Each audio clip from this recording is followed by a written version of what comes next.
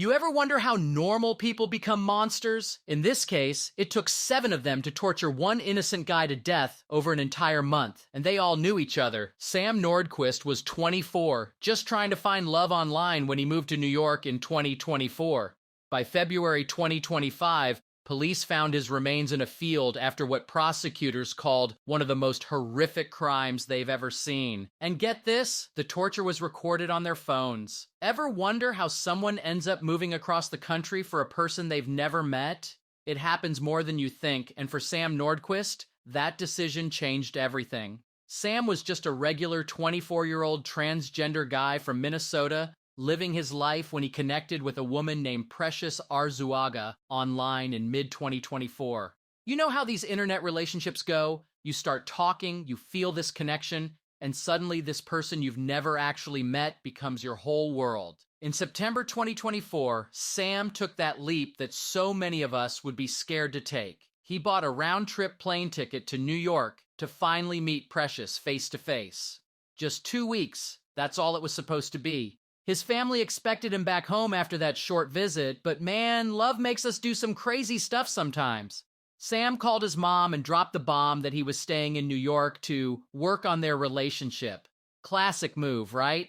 We've all known someone who's thrown caution to the wind for love, but nobody could have predicted how badly this would turn out.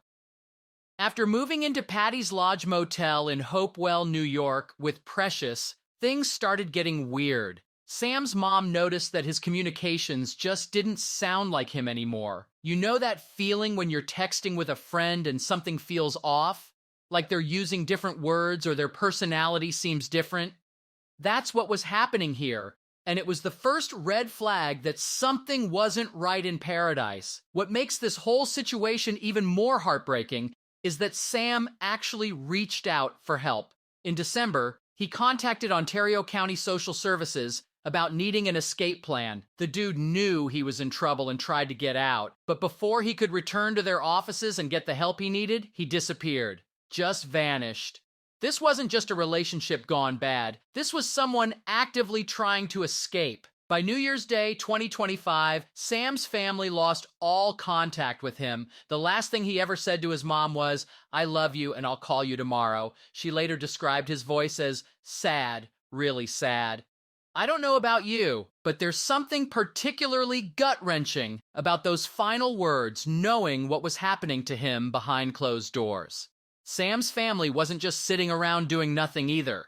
They kept calling the police, requesting wellness checks, but the cops declined to perform them. It's one of those situations that shows how easily vulnerable people can slip through the cracks in our system. The family knew something was wrong. They were practically begging for help. But nobody listened until it was way too late. It wasn't until February 9th, more than a month after losing contact, that police finally conducted a welfare check after a missing persons report was filed. What they found at that motel room was evidence of abuse so horrific that it shocked even veteran investigators. This wasn't just a bad relationship or some domestic dispute. This was torture on a level that's hard to even comprehend. The timeline here is what gets me. From September, when Sam first met Precious in person, to December when he reached out for help, to January when contact was lost, to February when his body was found, this was a slow-motion nightmare that played out over months. At each step, there were opportunities for intervention that never happened. Sam went from being a hopeful guy meeting an online connection to being trapped in a literal torture chamber. What's happening, guys? You know how some crime shows blur out the most disturbing details and say the rest is too graphic to describe? Well, in this case, prosecutors had to stand in front of news cameras and actually explain the unimaginable to the public. That torture chamber Sam was trapped in wasn't just the work of one twisted individual.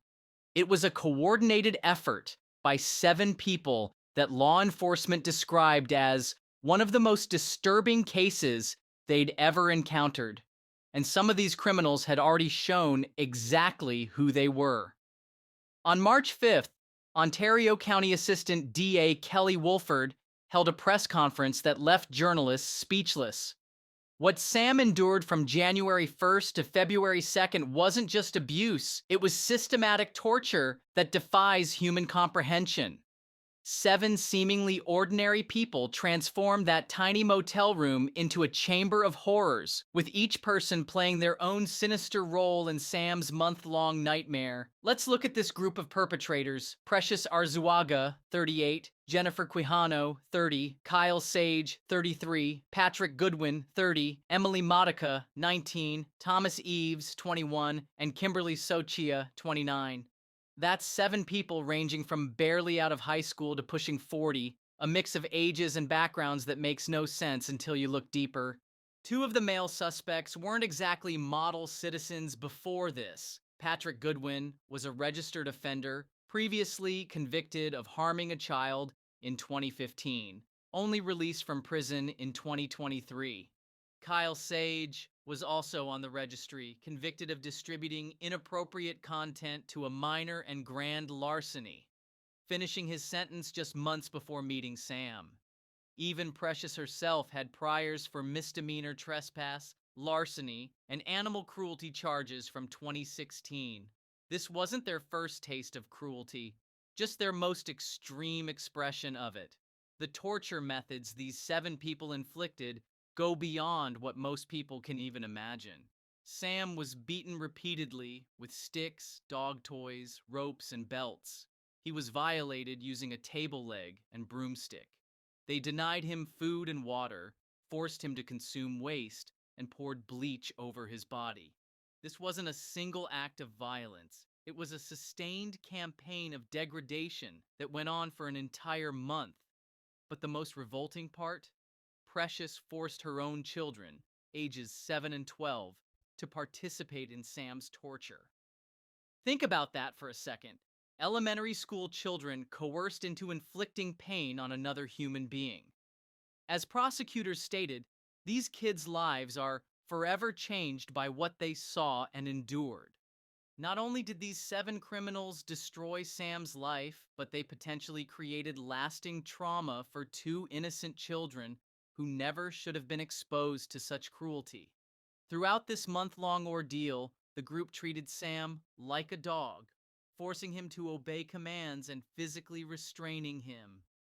They covered his face with towels and duct tape while parts of the torture were recorded on their phones. 7 people participated in this. Not one twisted individual acting alone, but 7 people who collectively decided this behavior was acceptable. 7 people who watched each other inflict unimaginable suffering and chose to join in rather than stop it. On February 2nd, 2025, Sam's body finally gave out. He died from the accumulated injuries of a month of torture. But even in death, these 7 showed no respect or remorse. They wrapped his body in plastic bags and dumped it in a field in Yates County, about 50 miles southeast of Rochester. His remains weren't discovered until February 13th, nearly 2 weeks later. Each suspect now faces multiple charges, including first-degree murder, first-degree kidnapping, second-degree conspiracy, and endangering the welfare of a child. The specific child endangerment charges relate directly to coercing the children to participate in the torture, a particularly heinous aspect of this already horrifying case. And in a brutal twist that shocked both family and legal experts, prosecutors made a controversial decision to avoid charging the suspects with hate crimes. Why? According to them, focusing on Sam's gender or race would actually limit the scope of the case. To limit us to a hate crime would be an injustice to Sam, prosecutors explained, emphasizing the broader horror of what had occurred. Communities responded with vigils across multiple states, with gatherings in Red Wing, Minnesota, where Sam attended high school, and at the Minnesota State Capitol, where legislators stood in solidarity.